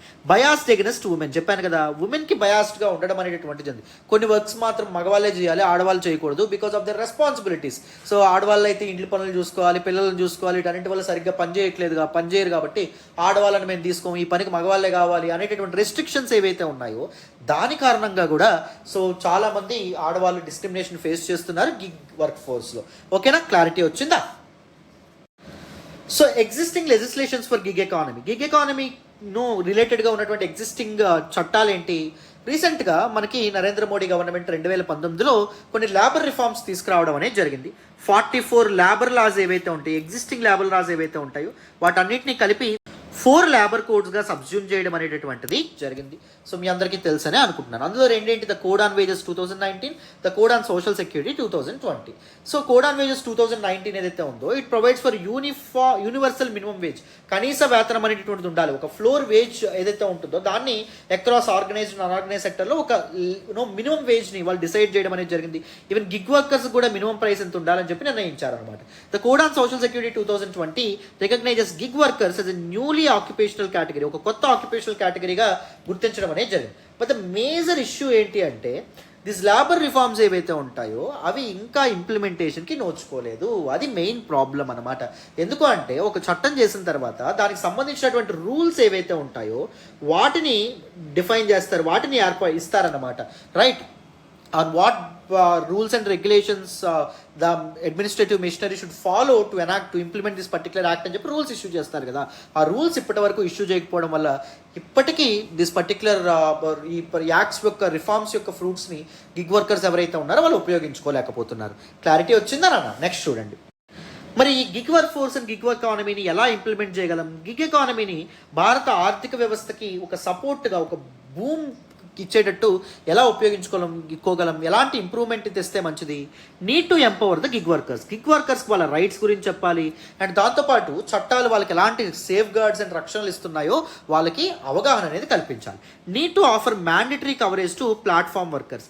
ప్లాట్ఫామ్ వర్కర్స్ ఎవరైతే ఉన్నారో, ప్లాట్ఫామ్ వర్కర్స్ అంటే నేను చెప్పాను ఒక మొబైల్ అప్లికేషన్ ద్వారా పనిచేసేటటువంటి వాళ్ళు, Ola drivers, Uber drivers, Zomato delivery boys, right? And Rapido drivers వీళ్ళందరూ ఎవరైతే ఉంటారో వీళ్ళందరికీ ఒక మ్యాండేటరీ కవరేజ్ అనేటటువంటిది ఉండాలన్నమాట. Insurance coverage, social security facilities, పిఎఫ్లు, సో ప్రొవిడెంట్ ఫండ్, సో ఇవన్నీ పెన్షన్ సిస్టమ్, ఇవన్నిట్లో వాళ్ళని ఇంక్లూడ్ చేయాలి. Need to build the right physical and social infrastructure. So right physical and social infrastructure కూడా ఇది చేయాలి. ఉమెన్కి ఈ ఎమర్జింగ్ గిగ్ వర్క్ ఫోర్స్ తగినట్టుగా స్కిల్ డెవలప్మెంట్ కోసం స్కిల్ డెవలప్మెంట్ క్యాంపెయిన్స్ ఇవన్నీ కూడా ఇది చేయాలి. అండ్ దాంతోపాటు ఉమెన్కి కూడా ఈక్వల్ పే ఉండాలనేటటువంటి ఒక రెగ్యులేషన్స్ ఏవైతే ఉంటాయో వాటిని తీసుకురావాలి, right. So these are all very very important అనమాట. అర్థమైందా? ఇప్పుడు ఉమెన్ నైట్ టైం ఎందుకు వర్క్ చేయలేకపోతున్నారు? సో వాళ్ళకి క్రైమ్ రిలేటెడ్ ఇష్యూస్ కానీ లేకపోతే ఏమైనా అఘాయిత్యాలు జరుగుతాయని చెప్పి కానీ వాళ్ళకి ఇది ఉండొచ్చు. సో అలాంటి సమయంలో ఉమెన్ కేర్ సెంటర్స్ లాంటివి, ముఖ్యంగా అర్బన్ సెంటర్స్లో, సో ఒకవేళ వాళ్ళకి ఏమైనా ఇబ్బంది ఎదురైనప్పుడు ఆ ప్రదేశంలో వెళ్ళి రెస్ట్ తీసుకోవడానికి కానీ సో ఇలాంటివి ఏవైనా పెట్టి ఏర్పాటు చేసేటటువంటి ప్రయత్నం జరగాలన్నమాట. అర్థమైందా? This can be considered as the way forward. నా ఇప్పుడు ఏం చేద్దాం, న్యూస్లోకి ఏమొచ్చిందో తెలుసుకుందాం. వింటారా మరి? సో న్యూస్లోకి ఏమొచ్చింది, రాజస్థాన్ చీఫ్ మినిస్టర్ గారు రీసెంట్గా ఒక అనౌన్స్మెంట్తో ముందుకు వచ్చారు. ఏంటి? ప్లాట్ఫామ్ బేస్డ్ గిగ్ వర్కర్స్ ఎవరైతే ఉంటారో వాళ్ళకి social security and welfare fund ఒకటి సెటప్ చేస్తాము వాళ్ళ యొక్క సంక్షేమం కోసం అని చెప్పడం అనేది జరిగింది. మెనీ ఎక్స్పర్ట్స్ ఎవరైతే ఉంటారో దీన్ని ఒక వెల్కమింగ్ మూవ్గా పొగిడినప్పటికీ దీనిలో కొన్ని కన్సర్న్స్ కూడా ఉన్నాయి, ఇష్యూస్ కూడా, గ్యాప్స్ కూడా ఉన్నాయని చెప్పి మనకి ఆధర్ ఈ ఆర్టికల్లో చెప్తున్నారు. సో వాటన్నింటి గురించి ఈ ఆర్టికల్లో మాట్లాడదాం, వినండి. రాజస్థాన్ గవర్నమెంట్ రీసెంట్గా ఏం చేసింది అంటే Rajasthan platform based gig worker social security and welfare fund అనేటటువంటి దాన్ని ఎస్టాబ్లిష్ చేస్తాము అనే విధంగా చెప్పింది. This is the first of its kind regulatory move to unburden the vulnerabilities of gig and platform workers. Gig and platform workers ఎవరైతే ఉంటారో వాళ్ళు చాలా వల్నరబుల్ సెక్షన్స్, ఎందుకంటే వాళ్ళు ఎలాంటి ఇష్యూస్ ఫేస్ చేస్తున్నారు, ఇంపార్టెంట్ కన్సర్న్స్ ఏంటి మనం మాట్లాడాం ఆల్రెడీ. సో ఆ కన్సర్న్స్ని ఇది చేయడానికి, ఆ కన్సర్న్స్ని పోగొట్టడానికి గవర్నమెంట్ తీసుకొచ్చినటువంటి ఫస్ట్ రెగ్యులేటరీ మూవ్గా మనం చెప్పుకోవచ్చు. It should be noted that many states have not pass the rules to implement code on social security. So code on social security గురించి కూడా మనం మాట్లాడాము. So union government, central government ఏం చేయడం అనేది జరిగింది, లేబర్ రిఫార్మ్స్ తీసుకొచ్చింది. But this particular social security codes ఏవైతే ఉంటాయో వాటి మీద guide lines and rules pass చేసే రాష్ట్రాలు కానీ కేంద్రం కానీ ఇచ్చిన గైడ్ లైన్స్ ఇవ్వడం అనేది జరగలేదు. అదొక కన్సర్న్, అదొక ఇబ్బందికరమైనటువంటి విషయం అని మాట్లాడుకున్నాం. సో మొత్తానికి రాజస్థాన్ ఫస్ట్ ఒక మూవ్ అనేటటువంటిది తీసుకోవడం అనేది జరిగింది. So with respect to this gig workers అనే విధంగా మనకు చెప్తున్నాం. Rajasthan's platform based gig workers welfare board ఏదైతే ఉందో దాని గురించి మనం మాట్లాడదాం. Rajasthan Platform Based Gig Workers Welfare Board is an institution to look after the well-being of technology mediated workforce. Technology mediated workforce అంటే Ola drivers, like mobile application ద్వారా లేకపోతే software ద్వారా పనిచేసేటటువంటి వాళ్ళు, ఉబర్ వాళ్ళు, అండ్ దాంతోపాటు this Zomato delivery boys, Swiggy delivery boys, వీళ్ళందరూ అనమాట. వాళ్ళ యొక్క వెల్బీయింగ్ కోసం, వెల్ఫేర్ కోసం గవర్నమెంట్ ఏర్పాటు చేసినటువంటి బోర్డే Rajasthan platform based gig workers board అని చెప్తాం. It's a tripartite institution. 3 parties involve అవ్వడం అనేది జరుగుతుంది. ఒకటి ఎవరు అంటే వర్కర్ యూనియన్ అసోసియేషన్స్ ఒకరు, ఎంప్లాయర్స్ ఆర్ క్లయింట్స్ ఎవరైతే ఉద్యోగాలు ఇస్తారో వాళ్ళు, ఈ కంపెనీస్ వాళ్ళు, అండ్ బ్యూరోక్రసీ, గవర్నమెంట్ తరపున బ్యూరోక్రసీ, బ్యూరోక్రటిక్ మిషనరీ ఎవరైతే ఉంటారో వాళ్ళు కూడా ఇంక్లూడ్ అవ్వడం అనేది జరుగుతుంది. This tripartite relationship is required to collectivise workers to raise concerns and demands. ఎందుకు ఈ 3 పార్టీస్ ఇంక్లూడ్ చేశారు? వర్కర్స్ వాళ్ళ యొక్క కన్సర్న్స్, వాళ్ళ యొక్క డిమాండ్స్ ఏవైతే ఉంటాయో వాటిని రైజ్ చేయాలి. సో ఎందుకంటే ఇది రిమోట్ వర్కింగ్ అనేటటువంటిది ఉంటుంది కాబట్టి, సో ఒక యూనియన్ కింద, అసోసియేషన్ కింద వీళ్ళు ఏర్పడడం కష్టం. సో వాళ్ళకి వచ్చేటటువంటి కన్సర్న్స్, వీళ్ళు ఎదుర్కొనేటటువంటి ప్రాబ్లమ్స్ని ప్రభుత్వం దృష్టికి తీసుకురావడం కానీ, లైమ్ లైట్లోకి తీసుకురావడం కానీ పాసిబుల్ అవ్వదని మనం ఆల్రెడీ మాట్లాడుకున్నాం. సో వీళ్ళు వాళ్ళ కన్సర్న్స్ని, డిమాండ్స్ని రైజ్ చేసే విధంగా, సో దానికి సహకరించే విధంగా ఈ వెల్ఫేర్ బోర్డు అనేటటువంటి దాన్ని ఏర్పాటు చేశారు. Force employers to acknowledge their organization as informal workers. Employers ఎవరైతే ఉంటారో, అంటే ఉద్యోగాలు ఇచ్చే వాళ్ళు ఎవరైతే ఉంటారో వాళ్ళకి ఎక్నాలెడ్జ్మెంట్తో ముందుకు రావాలి. ఏంటి, వాళ్ళ ఆర్గనైజేషన్లో ఇన్ఫార్మల్ వర్కర్స్ ఉన్నారంటే ఫార్మల్ ఎంప్లాయ్మెంట్ సిస్టంలో కాకుండా వేరే విధంగా ఎంప్లాయీస్ అనేటటువంటి వాళ్ళు ఇక్కడ ఉన్నారు. వీళ్ళు ఇన్ఫార్మల్గా, ఎందుకంటే వీళ్ళు డెలివరీ బాయ్స్ని ఎప్పుడైనా తీసేయచ్చు, ఎప్పుడైనా వద్దని చెప్పొచ్చు. సో ఇలాంటి informal economic system, informal employment సిస్టంలో ఈ వర్కర్స్ భాగంగా ఉన్నారని చెప్పి ఎవరు ఎంప్లాయర్స్ అక్నాలెడ్జ్ చేయాలన్నమాట. అప్పుడే వాళ్ళకి ఇన్ఫార్మల్ వర్కర్స్కి వచ్చేటటువంటి సేఫ్ గార్డ్స్, ఇన్ఫార్మల్ వర్కర్స్కి వచ్చేటటువంటి బెనిఫిట్స్ వర్తిస్తాయి. And for the state to legalize and mediate the relationship between employers and workers. So employers and దాంతోపాటు వర్కర్స్ మధ్య రిలేషన్షిప్ ఏదైతే ఉందో దాన్ని పర్ఫెక్ట్గా with no confusion and without any ambiguity, so uncertainty లేకుండా government అర్థం చేసుకోగలదు. The aim of the board is to deliver social security benefits to 3 to 4 lakh workers in the state. 3 to 4 lakh technology based workers ఎవరైతే ఉంటారో, platform based gig workers ఎవరైతే ఉంటారో వాళ్ళకి social security benefits ఏవైతే ఉంటాయో provide చేసే విధంగా ఈ బోర్డు అనేటటువంటిది ఏర్పడింది. సోషల్ సెక్యూరిటీ అంటే సామాజిక భద్రత అంట మీ అందరికీ తెలిసినటువంటి విషయమే. ఫార్మల్ ఎంప్లాయ్మెంట్ సిస్టంలో ఉండేటటువంటి వాళ్ళకి సోషల్ సెక్యూరిటీ ఉంటుంది, పెన్షన్ బెనిఫిట్స్ ఇవన్నీ ఉంటుంది. అకస్మాత్తుగా వాళ్ళ జీవితంలో జరిగేటటువంటి ఇబ్బందుల వల్ల రోడ్డు మీద పడకుండా కాపాడేటటువంటి సిస్టమే సోషల్ సెక్యూరిటీ సిస్టమ్ అనే విధంగా చెప్తామన్నమాట. సామాజిక భద్రతా వ్యవస్థ అని చెప్తాం. సోషల్ సెక్యూరిటీ బెనిఫిట్స్ అనేటటువంటి very essential benefits for an employee అని చెప్పి మనం చెప్పుకోవచ్చు. మరి అసోసియేటెడ్ కన్సర్న్స్ ఏంటి పర్టికులర్ మూవ్లో? సో మన ఆథర్ పాయింట్అవుట్ చేయాలనుకుంటున్నటువంటి ఇష్యూస్ ఏంటి తెలుసుకుందాం. ఫార్మల్ ఎంప్లాయ్మెంట్లో there is a contract that ensures quick communication in case of urgency or failure. So ఏదైనా ప్రాబ్లం వచ్చినప్పుడు ఒక క్విక్ కమ్యూనికేషన్ అనేటువంటిది ఉంటుంది, ఒక కాంట్రాక్ట్ ఉంటుంది ఎంప్లాయర్కి ఎంప్లాయీకి మధ్య. However in the informal sector there is no way to deliver benefits as on per employment relationships are missing. So benefits ఏవైతే ఉంటాయో డెలివర్ చేయడం కష్టం, ఎందుకంటే ఆన్ పేపర్ రిలేషన్షిప్స్ అనేటటువంటివి ఉండవు. ఒక ఫార్మల్గా ఎంప్లాయర్కి ఎంప్లాయీ మధ్య రిలేషన్షిప్ అనేటటువంటిది ఇక్కడ ఎస్టాబ్లిష్ అవ్వదు కాబట్టి అదొక problem. Code on Social Security provides state labor ministries with narrow choice of programs like PF, employment injury benefit, housing, ఇవి మాత్రమే ప్రొవైడ్ చేయడం జరుగుతుంది. కానీ అదర్ ఇంపార్టెంట్ సోషల్ సెక్యూరిటీ బెనిఫిట్స్ని సో గవర్నమెంట్ ప్రొవైడ్ చేయగలదా? వీళ్ళందరికీ ప్రొవైడ్ చేయలేదు. Central government decides which states will get key protection schemes like old age protection, maternity benefits, life cover, ఇవన్నీ వాళ్ళకి వర్తిస్తాయా అంటే వర్తించడం అనేది జరగదు. అది కూడా ఒక పెద్ద ప్రాబ్లం అనమాట. The restrictions are further exacerbated by the shortage of funds. పోనీ ఇవన్నీ వాళ్ళకి బెనిఫిషరీస్కి ప్రొవైడ్ చేయడానికి గవర్నమెంట్ దగ్గర కావాల్సిన ఫండ్స్ ఉన్నాయా అంటే ఫండ్ షార్టేజ్ అనేటటువంటిది ఉంది. అది కూడా మనం గవర్నమెంట్ ఎస్టాబ్లిష్ చేస్తే అయిపోతుందా? ఇంప్లిమెంటేషన్కి సరిపడినటువంటి ఫండ్స్ కూడా ఏర్పాటు చేసుకోవాలి. బట్ ఫండ్స్ లేకపోవడం కూడా అదొక ఇబ్బందికరమైనటువంటి విషయం. This is addressed by the court through a mandate of sharing 1% to 2% of their revenue for new schemes. It is on the lines of the construction work board where 1% to 2% of the project cost from real estate companies is charged. So ఏం చేద్దామని చెప్పి దీన్ని address చేయడానికి ఏం చేస్తాయి? So Zomato లేకపోతే Ola, Uber లాంటి companies ఏవైతే ఉంటాయో వాళ్ళ రెవెన్యూలో 1% to 2% రెవెన్యూ అంటే వాళ్ళు 100 కోట్లు అనేటటువంటి జనరేట్ చేస్తే అందులో 1 కోటి నుంచి 2 కోట్ల రూపాయలు ఈ వర్కర్స్ ఎవరైతే ఉంటారో వాళ్ళ వెల్ఫేర్ కోసం ప్రభుత్వానికి చెల్లించాలి. ఈ విధమైన రూల్ తీసుకొస్తే బాగుంటుందని చెప్పి మన ఆథర్ చెప్పడం అనేటువంటి జరుగుతుంది. సో కన్స్ట్రక్షన్ వర్క్ బోర్డ్ ఇలాంటిది మ్యాండేట్ చేస్తుంది. రియల్ ఎస్టేట్ కంపెనీస్ ఏవైతే ఉంటాయో వాటి యొక్క ప్రాజెక్ట్ కాస్ట్లో 1% to 2% ఎవరికి ఇవ్వాలి? కన్స్ట్రక్షన్ వర్కర్స్ యొక్క వెల్ఫేర్ కోసం ప్రభుత్వానికి చెల్లించాలి. సో ఈ విధంగా వాళ్ళ మీద ఛార్జ్ చేస్తే బాగుంటుంది అని చెప్పి మనకి ఈ ఆర్టికల్లో చెప్పారన్నమాట. బట్ కానీ ఈ విషయంలో ప్లాట్ఫామ్ వర్కర్స్కి చాలా కష్టతరమైనటువంటి విషయం. Because many platform companies operate as revenue negative companies. అంటే మాకు రెవెన్యూ అసలు రావట్లేదు అనే విధంగా చెప్పడం అనేది జరుగుతుంది. వీళ్ళు ఏం చేస్తాయి? ఇప్పుడు జొమాటో కానీ స్విగ్గీ కానీ ఇవన్నీ అంతంత ఆఫర్లు మనకు ఎందుకు ఇస్తున్నాయి అంటే వాళ్ళ యొక్క నెట్వర్క్ని పెంచుకోవడం కోసం. ఒక వ్యాపారం చేస్తే ఎవరైనా లాభం కోసం ఆశిస్తారు కదా. వీళ్ళు ఏం చేస్తారు అంటే వాళ్ళ యొక్క కస్టమర్ యొక్క స్కేల్ని, కస్టమర్ నెంబర్స్ని పెంచుకుంటారు. అండ్ దాంతోపాటు వాళ్ళ యొక్క డిస్ట్రిబ్యూషన్ అసెట్స్ స్ట్రెంత్ ఏదైతే ఉందో అది పెంచుకోవడం అనేది జరుగుతుంది. తద్వారా ఈ కంపెనీ యొక్క టోటల్ అసెట్ వాల్యూ అనేటువంటిది పెరిగితే దాన్ని ఏం చేస్తారు? వేరే వాళ్ళకి అమ్మేస్తారు. దానికోసం చూస్తారు తప్ప సో దాని నుంచి లాభాలు అనేటువంటివి పాజిటివ్ రెవెన్యూ తీసుకురావాలని చెప్పి ఆలోచించారు, ప్రాఫిట్స్ జనరేట్ చేయాలని చెప్పి వీళ్ళు ఆలోచించారు. దానివల్ల రెవెన్యూ వీళ్ళకి నెగిటివ్ ఉంటుంది కాబట్టి వీళ్ళు ప్లాట్ఫామ్ వర్కర్స్కి ఎలా ఇస్తారు? ఇవ్వడం అనేటువంటి జరగదు. There are concerns about how the Rajasthan government will make financial education of 200 crore.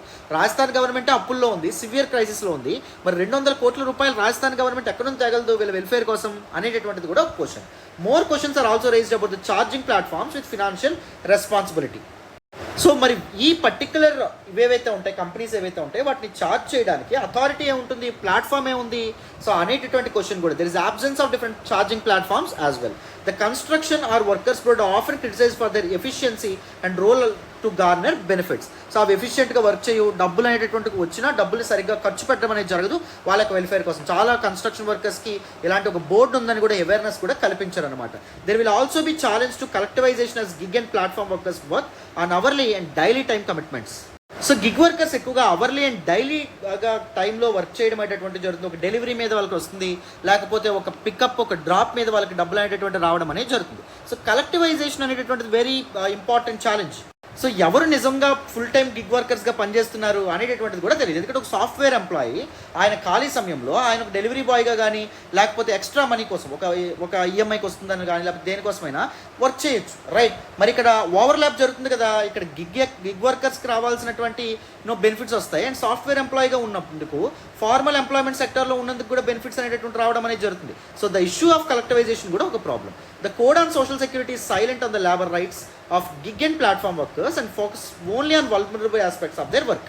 So gig and platform workers యొక్క రైట్స్ గురించి కోడ్ ఆన్ సోషల్ సెక్యూరిటీ ఇదంతా ఏం రూల్స్ పట్టించుకోవట్లా, గైడ్ లైన్స్ పట్టించుకోవట్లా, but only vulnerable aspects of their work, వాళ్ళ social security issues కానీ వీటి గురించే పట్టించుకుంటున్నారు. కానీ వాళ్ళకు కూడా ఒక కొన్ని హక్కులు అనేటువంటి ఉంటాయని చెప్పి వాటిని అక్నాలెడ్జ్ చేస్తున్నారంటే చేయట్లేదని చెప్పి మన ఆథర్ చెప్తున్నారు. It is also argued that Rajasthan government has taken decision in haste as there are assembly elections in 2024. 2024లో అసెంబ్లీ ఎలక్షన్స్ ఉండడం వల్ల సో దిస్ పర్టికులర్ పాలిటిక్స్కి హెల్ప్ అవుతుంది కాబట్టి సో ఈ డెసిషన్ గవర్నమెంట్ అనేటటువంటి తీసుకుంది. కానీ సో వీళ్ళకి ఏది మంచి చేయాలని కాదు అని చెప్పి కొంతమంది ఎక్స్పర్ట్స్ ఎవరైతే ఉన్నారో వాళ్ళు చెప్తున్నారనమాట. అర్థమైందా? So these are some important concerns and issues associated with this particular decision by Rajasthan government. So కంప్లీట్గా డీటెయిల్డ్గా ఈ ఆర్టికల్ మీకు అర్థమైందని అనుకుంటున్నాను. రాజస్థాన్ గవర్నమెంట్ తీసుకున్న డెసిషన్ ఏంటి, ముందు గిగ్ వర్కర్స్ అంటే ఎవరు, ప్లాట్ఫామ్ వర్కర్స్ అంటే ఎవరు, వీళ్ళందరి గురించి బేసిక్స్ అర్థం చేసుకున్నారని అనుకుంటున్నాను. అండ్ దాంతోపాటు అదర్ ఆస్పెక్ట్స్ అండ్ అనాలిసిస్ కూడా మీకు అర్థమైందని అనుకుంటున్నాను. ఓకేనా? So this all about this particular article. మరి వితౌట్ ఎనీ ఫర్దర్ డిలే మనం నెక్స్ట్ ఆర్టికల్ డిస్కస్ చేద్దాం, వినండి అమ్మా. ఈరోజు హిందూ అనాలిసిస్లో మనం మాట్లాడుకునే నెక్స్ట్ ఆర్టికల్ చూడండి. Collegium recommends AP Chief Justice Senior Advocate as Supreme Court Judges. Very important article regarding GS paper 2 polity and గవర్నెన్స్కి సంబంధించినటువంటి ఆర్టికల్. సుప్రీంకోర్టు యొక్క కొలీజియం కొన్ని రికమెండేషన్స్ అనేటటువంటి ఇవ్వడం అనేది జరిగింది సుప్రీంకోర్టు జడ్జెస్ యొక్క నియామకాల విషయంలో. ఏపీ చీఫ్ జస్టిస్ అయినటువంటి ప్రశాంత్ కుమార్ మిశ్రా ఎవరైతే ఉన్నారో ఆయన, అండ్ దాంతోపాటు సీనియర్ అడ్వకేట్ అయినటువంటి కేవీ విశ్వనాథన్ ఎవరైతే ఉన్నారో వీళ్ళిద్దరిని సుప్రీంకోర్టు జడ్జెస్గా ప్రమోట్ చేయబోతున్నాము అని చెప్పి రికమెండేషన్స్ అనేటటువంటివి పాస్ చేసింది. ఈ పర్టికులర్ కాంటెక్స్లో మీరు ఏం అర్థం చేసుకోవాలంటే ఇంతకీ కొలీజియం సిస్టమ్ అంటే ఏంటి సార్ అనేటటువంటిది అర్థం చేసుకోవాలి. చాలామంది స్టూడెంట్స్ దీన్ని చాలా కన్ఫ్యూజన్గా అనుకుంటారు, చాలా కష్టం అనుకుంటారు. నేను ఫస్ట్ ఏం చేస్తాను అంటే కొలీజియం సిస్టమ్ యొక్క బ్యాక్గ్రౌండ్ డీటెయిల్గా చెప్తాను, బేసిక్స్ మీకు ఎక్స్ప్లెయిన్ చేస్తాను. దాని తర్వాత నేనేం చేస్తాను అంటే న్యూస్లోకి ఏమొచ్చిందో డిస్కస్ చేస్తాను. అటెన్షన్ పే చేసుకుంటే మీకు క్లియర్గా అర్థమవుతుంది, వినండి అమ్మ. సో బ్యాక్గ్రౌండ్, కొలీజియం సిస్టమ్ అంటే ఏంటో మీకు అర్థం కావాలి. ముందు కొలీజియం అంటే ఏంటండి? కొలీజియం సింప్లీ మీన్ అన్ అడ్వైజరీ బాడీ. కొలీజియం అంటే అర్థం ఏంటి? The literal meaning advisory body. ఇది మామూలు ఆర్డినరీ అడ్వైజరీ బాడీ కాదండి, సలహాలు సూచనలు ఇచ్చేటటువంటి బాడీ కాదు. ఈ బాడీ ఇచ్చేటటువంటి సలహాలు ఏవైతే ఉంటాయో, అడ్వైజెస్ ఏవైతే ఉంటాయో, దే ఆర్ బైండింగ్. ఎవరికైతే అడ్వైజ్ ఇస్తుందో వాటి మీద బైండింగ్గా ఉంటుంది. తప్పకుండా అవి ఏం తీసుకోవాలి, వీళ్ళు ఇచ్చినటువంటి అడ్వైజ్ని పాటించాలి అని చెప్పి మనం అర్థం చేసుకోవచ్చు. ఇక్కడ కీవర్డ్ ఏంటండి? బైండింగ్. జాగ్రత్తగా గుర్తుపెట్టుకోవాలి. అయితే కొలీజియం సిస్టమ్ అంటే ఏంటి, వీటి గురించి మీరు తెలుసుకోవాలండి. So this collegium system is related to the appointment of judiciary లేదా జుడిషియల్ అపాయింట్మెంట్స్ అని చెప్తాం. Appointment of judges in supreme court or high courts. దాని గురించి కొలీజియం సిస్టమ్ ఏదైతే ఉంటుందో ఇది మాట్లాడడం అనేది జరుగుతుంది. సో మొదట మనం కాన్స్టిట్యూషన్ నుంచి వద్దాం. మన రాజ్యాంగంలో ఆర్టికల్ 124 ఉంటుంది. ఆర్టికల్ 124 దేని గురించి మాట్లాడుతుంది అంటే it talks about the establishment and constitution of supreme court.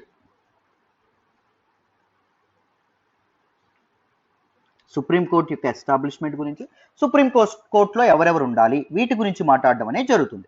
ఇప్పుడు చూడండి ఎగ్జాక్ట్లీ ఏం చెప్తుంది ఆర్టికల్ 24 అంటే there shall be a supreme court. ఒక సుప్రీం కోర్టు ఉండాలి. కన్సిస్టింగ్ ఆఫ్ సుప్రీం కోర్టులో ఎవరెవరు ఉండాలి? A chief justice of India. Supreme కోర్టులో ఒక చీఫ్ జస్టిస్ ఆఫ్ ఇండియా ఉండాలి.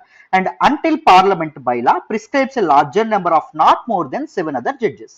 సో 7 అదర్ జడ్జెస్ ఇనిషియల్ గా ఉండాలి.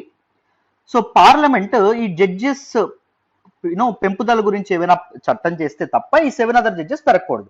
అంటే ఈ జడ్జెస్ నెంబర్ ఏదైతే ఉంటుందో దీన్ని పెంచేటటువంటి అధికారాన్ని ఎవరికి ఇవ్వడం అనేది జరిగింది? పార్లమెంట్కి ఇవ్వడం అనేది జరిగింది. ఏ ఆర్టికల్ ఇచ్చింది? ఆర్టికల్ 124 ఆఫ్ ద కాన్స్టిట్యూషన్ ఇవ్వడం అనేది జరిగింది. అర్థమైందా? నెక్స్ట్ ఇంకొక మాట అంటుంది, ఏంటో చూడండి.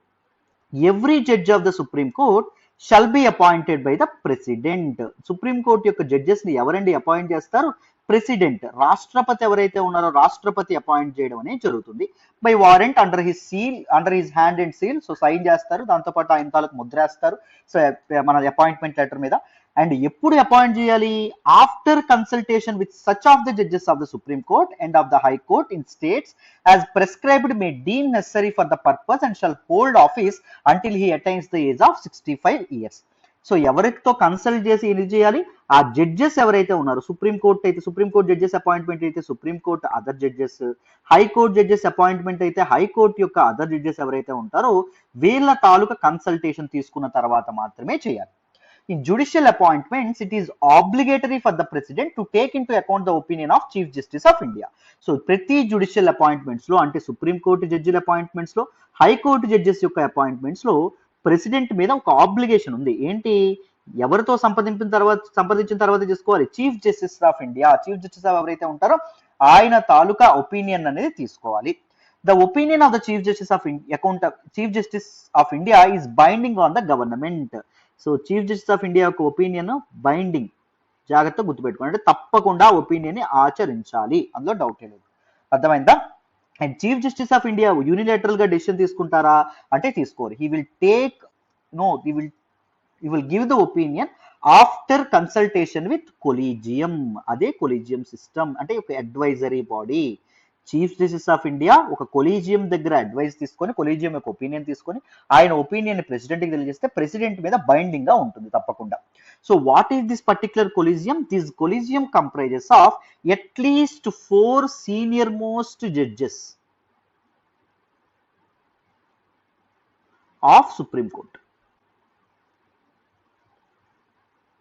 అర్థమైందా? At least 4 senior most judges of the supreme court. చూడండి అన్న, ఈ 4 ఫస్ట్ ఏం జరుగుతుంది? These 4 senior most judges, that is the collegium advises on the appointment of a judge, supreme court కానీ హైకోర్టు కానీ. వీళ్ళు వాళ్ళ తాలూకు ఒపీనియన్ ఎవరికి ఇస్తారు? చీఫ్ జస్టిస్ ఆఫ్ ఇండియాకి ఇస్తారు. Chief justice of India opinion ఎవరికి ఇవ్వడం అనేది జరుగుతుంది? గవర్నమెంట్, ప్రభుత్వం ఏదైతే ఉంటుందో ప్రభుత్వానికి ఇవ్వడం అనేది జరుగుతుంది. This is how the supreme court judges will be appointed. High court judges గురించి కూడా మాట్లాడదాం. హైకోర్టు జడ్జెస్ కూడా దిస్ పర్టికులర్ కొలీజియం సిస్టమ్ ద్వారానే అపాయింట్మెంట్ అనేది జరుగుతుంది. సో ఇంతకీ ఈ కొలీజియం సిస్టమ్ అనేది ఎలా వచ్చింది అనేటటువంటి దాని మీద ఎవల్యూషన్ అనేది మనం తెలుసుకోవాలి.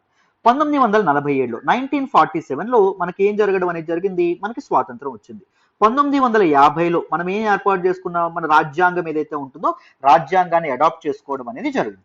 అర్థమైందా? సో 1950 నుంచి 1973 వరకు, 1973 వరకు there is a concurrence between the government and దాంతోపాటు జ్యుడిషియరీ. సింపుల్ గా చెప్పాలి అంటే ఎగ్జిక్యూటివ్ అండ్ దాంతోపాటు జ్యుడిషియరీ మధ్య ఒక ఒప్పందం అనేది ఉంది. ఇది ఎక్కడ రిటర్న్ గా రాసినటువంటి ఒప్పందం కాదు, బట్ కానీ ఈ ఒప్పందం అనేది ఎలా ఉండడం అనేది జరిగింది, వాళ్ళ మధ్య ఒక సయోధ్య అనేది ఉండేది, ఒకే ఆలోచన అనేది ఉండేది. ఏంటి? చీఫ్ జస్టిస్ ఆఫ్ ఇండియా ఎవరైతే ఉంటారో he will be appointed. Chief justice of ఇండియాకి ఎవరిని అపాయింట్ చేయాలి? Senior most judge of the supreme court. Supreme court యొక్క సీనియర్ మోస్ట్ జడ్జ్ ఎవరైతే ఉంటారో ఆయన్ని అపాయింట్ చేయాలి అని అనుకునేవాళ్ళు. కానీ 1973లో ఈ సాంప్రదాయం ఏదైతే ఉంటుందో అది కొనసాగించకుండా ఆపేయడం అనేది జరిగింది. సో ఎందుకు ఈ సంప్రదాయం అనేది మారిపోయింది అంటే 1973లో ఒక landmark judgment, that is Kesavananda Bharati judgment అనేది రావడం అనేది జరుగుతుంది. ఈ కేశవానంద భారతి జడ్జిమెంట్ లో ఏం చెప్తారు? పార్లమెంట్ కి రాజ్యాంగాన్ని సవరించేటటువంటి అమెండ్మెంట్ చేసేటటువంటి అధికారం ఉంది, కానీ basic structure of the constitution ని, రాజ్యాంగ మౌలిక నిర్మాణాన్ని వాళ్ళు ఎట్టి పరిస్థితుల్లోనూ ఇది చేయకూడదు, ఎట్టి పరిస్థితుల్లోనూ వాళ్ళు మార్చకూడదని జడ్జిమెంట్ కేశవానంద భారతి కేసులో వచ్చింది. And this particular Keshavananda Bharati case was heard by largest ever constitution bench, that is 13 judges దీని మీద కూర్చోవడం అనేది జరిగింది. ఈ 13 జడ్జెస్ కూడా తన ఒపీనియన్ లో ఎలా విడిపోయారంటే 7 సవరించకూడదు అని చెప్పి, 3వది బేసిక్ స్ట్రక్చర్ ని సవరించే అధికారం పార్లమెంట్ కి లేదని చెప్పి, అండ్ 6 టైట్ కాలండి, 6 ఎవరైతే ఉన్నారో 6 పార్లమెంట్ కి అధికారం ఉందని చెప్పి డెసిషన్ తీసుకున్నారు. కానీ 1973 టైంలో ఎవరైతే సీనియర్ మోస్ట్ గా ఉండడం అనేది జరిగిందో, senior most judge of supreme court గా ఉండడం అనేది జరిగిందో ఆయన 7లో ఉండడం అనేది జరిగింది. 7 ఏం చెప్పారని చెప్పుకున్నాం? సో బేసిక్ స్ట్రక్చర్ ని సవరించేటటువంటి అధికారం పార్లమెంట్ కి లేదు అన్నారని చెప్పుకున్నాం. అంటే గవర్నమెంట్ ని వీళ్ళు అండర్మైన్ చేశారు, గవర్నమెంట్ కి ఎగెనిస్ట్ గా మాట్లాడినట్టు. 6 మెంబర్స్ గవర్నమెంట్ కి ఉంది, లెజిస్లేచర్ కి ఉంది అనే విధంగా చెప్పారు కదా. సో ఈ 6 మెంబర్స్ లో ఎవరైతే ఒక వ్యక్తి ఉన్నారో ఆయన పేరు ఏంటి అంటే AN ray.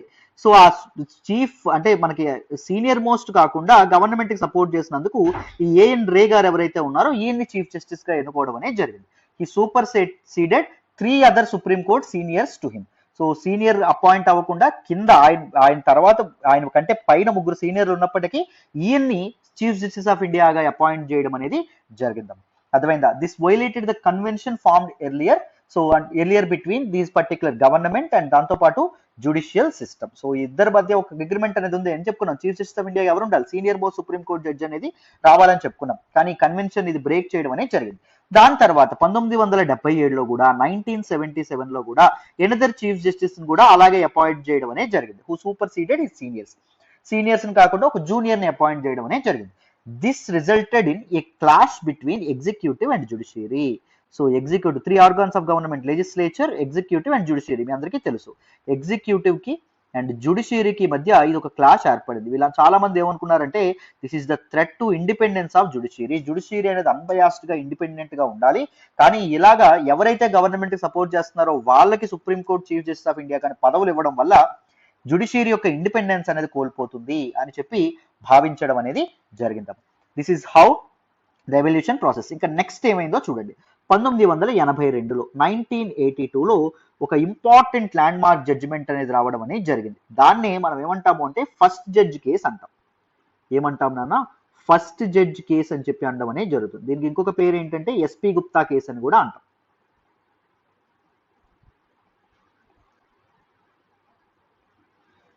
SP Gupta case అని కూడా దీన్ని అనడం అనేది జరుగుతుంది.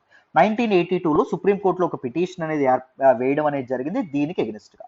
దీనిలో సుప్రీంకోర్టు 2 మేజర్ పాయింట్స్ ని డిస్కస్ చేయడం అనేది జరిగింది. 2 మేజర్ పాయింట్స్ ఏంట్లో అందులో ఫస్ట్ పాయింట్ ఏంటి అంటే అమ్మా about appointment of judges.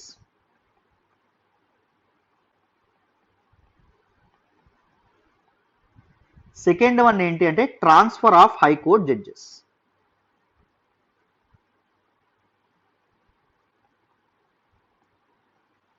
First appointment విషయంలో ఆర్టికల్ 124 ఇక్కడ ఇంటర్ప్రిట్ చేసింది సుప్రీం కోర్ట్. ఆర్టికల్ 124 ఏం చెప్తుంది? These judges will be appointed by the president only after consulting with the other judges అని చెప్పడం అనేది జరిగింది. ఆర్టికల్ 124 చెప్పిందా?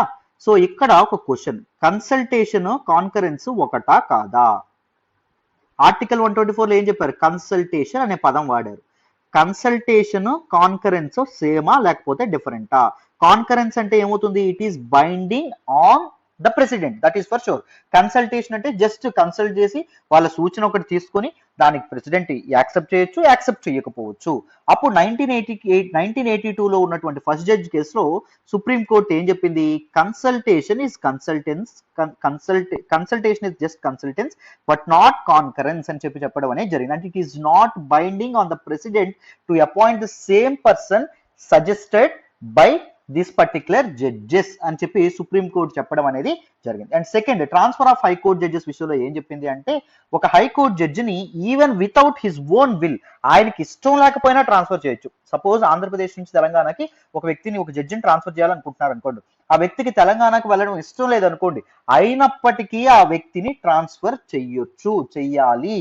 అదే ఒకవేళ గవర్నమెంట్ ఆలోచిస్తే తప్పకుండా వెళ్ళిపోవాలి అని చెప్పడం అనేది జరిగింది. అండ్ సెకండ్ జడ్జెస్ కేసు అనేది 1993లో ఏర్పాటు అవ్వడం అనేది జరిగింది, 1993లో. ఇది ఇక్కడ this gave rise to the birth of collegium system. Collegium system అనేది ఇక్కడ నుంచి ఏర్పడింది. చూడండి, another petition was filed in 1993 by SCARA, supreme court advocates on record association.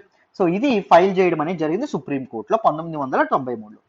దీనిలో supreme court it has overruled its earlier verdict, ముందు చెప్పిన verdict ని over rule చేయడం అనేది జరిగింది. అంటే ఏం చెప్పింది? కన్సల్టేషన్ ఈజ్ సింప్లీ మీన్ కాన్కరెన్స్ అని చెప్పింది. అర్థమైందా? So this group of judges ఎవరైతే ఉంటారో వాళ్ళు ఇచ్చినటువంటి సజెషన్ ని తప్పకుండా యాక్సెప్ట్ చేయాలి. It is binding on the president of India with consultations of the chief justice of India. Chief justice of India చెప్పినటువంటి కన్సల్టేషన్ యాక్సెప్ట్ చేయడం తప్పదు. This resulted in the birth of collegium system. So collegium system అనేది ఇక్కడ నుంచి ఏర్పడడం అనేది జరిగింది. Collegium system లో ఎవరుంటారు? చీఫ్ జస్టిస్ ఆఫ్ ఇండియా పక్కన పెట్టండి. సో కొలీజియం లో ఎవరుంటారు? 4 senior most judges of the supreme court. So వీళ్ళు మొదట ఎన్నుకొని తమ రికమెండేషన్స్ చీఫ్ జస్టిస్ ఆఫ్ ఇండియాకి పంపిస్తారు. చీఫ్ జస్టిస్ ఆఫ్ ఇండియా ఆ రికమెండేషన్స్ గవర్నమెంట్కి పంపిస్తాడు. ఈయన ఎక్కడికి పంపిస్తారు?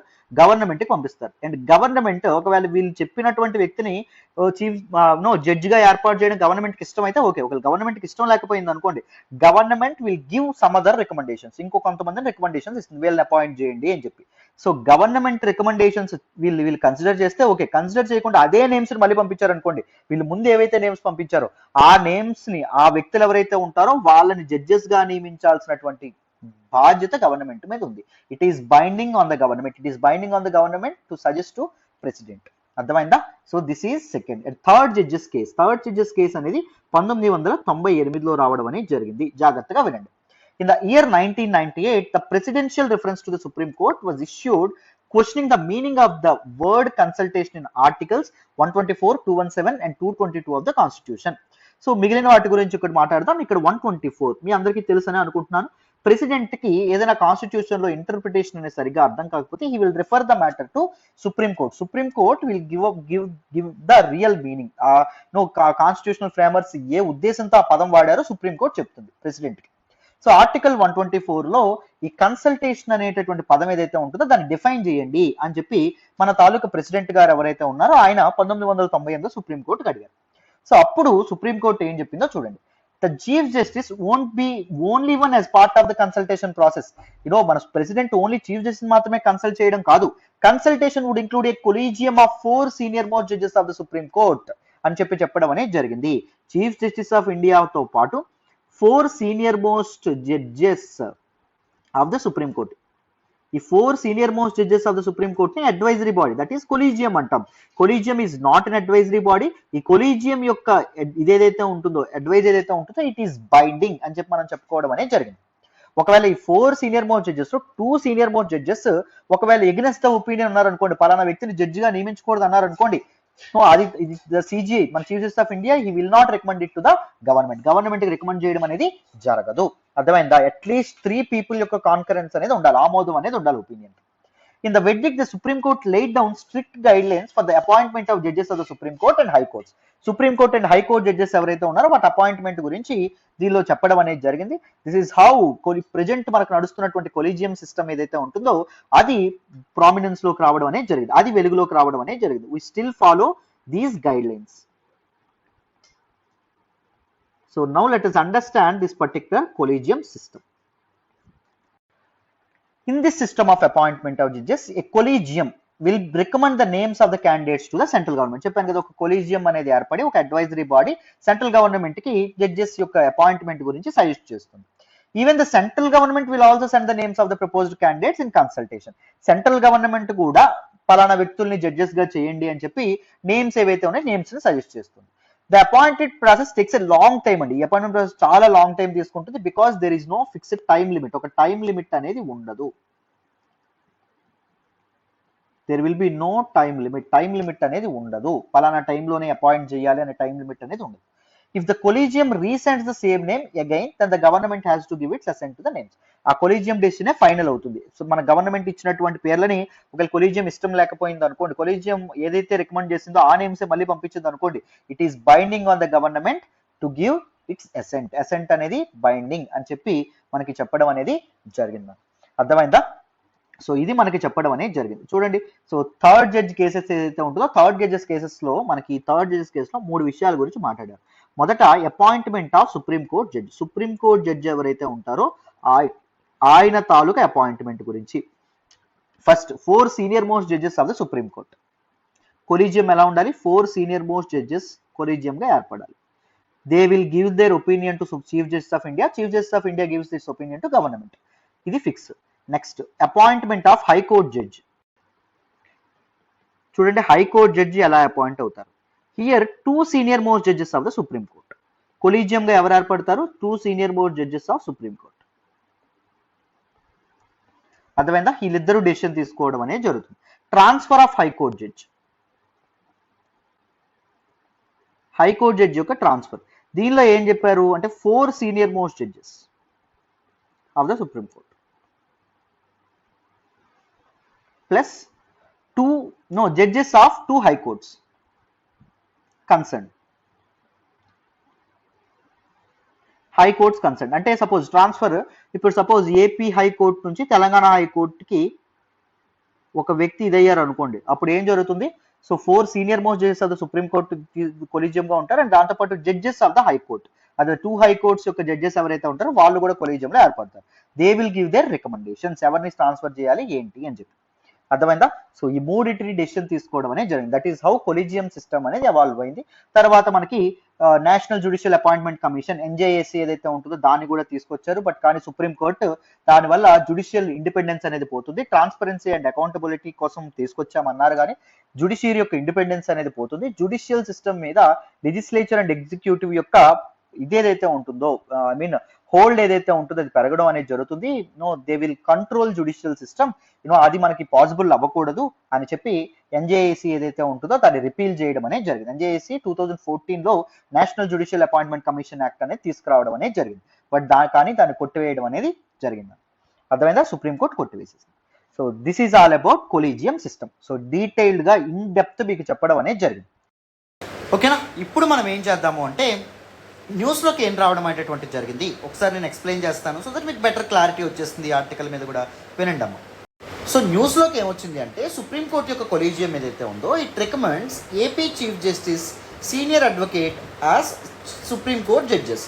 సుప్రీంకోర్టు జడ్జెస్ యొక్క అపాయింట్మెంట్ కొలీజియం చూసుకుంటుందని చెప్పాను కదా, కొలీజియం రికమెండ్ చేస్తుందని చెప్పాను కదా. ఆంధ్రప్రదేశ్ హైకోర్టు చీఫ్ జస్టిస్ అయినటువంటి ప్రశాంత్ కుమార్ మిశ్రా అండ్ దాంతోపాటు సీనియర్ అడ్వకేట్ అయినటువంటి కేవీ విశ్వనాథన్ని సుప్రీంకోర్టు జడ్జెస్గా వాళ్ళు నియమించాలి అని చెప్పి తన రికమెండేషన్స్ని కొలీజియం గవర్నమెంట్కి ఫార్వర్డ్ చేయడం అనేది జరిగింది. అర్థమైందా? సో ఇది మనకు న్యూస్లోకి వచ్చింది. సో ఈ న్యూస్ చెప్పడానికి నేను కంప్లీట్గా కొలీజియం సిస్టమ్ గురించి డీటెయిల్డ్గా మీకు చెప్పడం అనేది జరిగింది. అందరికీ అర్థమైందనే అనుకుంటున్నాను. బేసిక్స్ అండ్ బ్యాక్గ్రౌండ్ తెలుసుకుంటే ఏ టాపిక్ నైనా ఈజీగా అనలైజ్ చేయగలుగుతారు. అందుకే నేను బేసిక్స్ అండ్ బ్యాక్గ్రౌండ్ మీద చాలా ఫోకస్ పెడుతున్నాను. ఓకేనా? Right. So this is all about this particular article and this is all about today's the Hindu analysis. అందరికీ ఈరోజు హిందూ అనాలిసిస్ కూడా అర్థమైందని అనుకుంటున్నాను. చక్కగా ప్రతిరోజు హిందూ అనాలిసిస్ ఫాలో అవ్వండి. మల్టిపుల్ టాపిక్స్ మీద మీకు కాంప్రహెన్సివ్ వ్యూ అనేటటువంటిది వస్తుంది, అవగాహన అనేటటువంటిది వస్తుంది. సో ఆల్ దీస్ ఎఫర్ట్స్ ఏవైతే ఉంటాయో మీకోసమే పెడుతున్నాం కాబట్టి if you really want to acknowledge my efforts please do hit that big fat like button. Explanation ఎలా ఉందో కామెంట్ చేయండి. మీ ఫ్రెండ్స్ అండ్ ఫెలో ఆస్పిరెంట్స్తో కూడా మన వీడియోస్ని షేర్ చేసే ప్రయత్నం చేయండి. Thank you so much for all the support and all the love so far అమ్మ. మరి నెక్స్ట్ క్లాస్లో కలుద్దాం. బాయ్ నాన్న.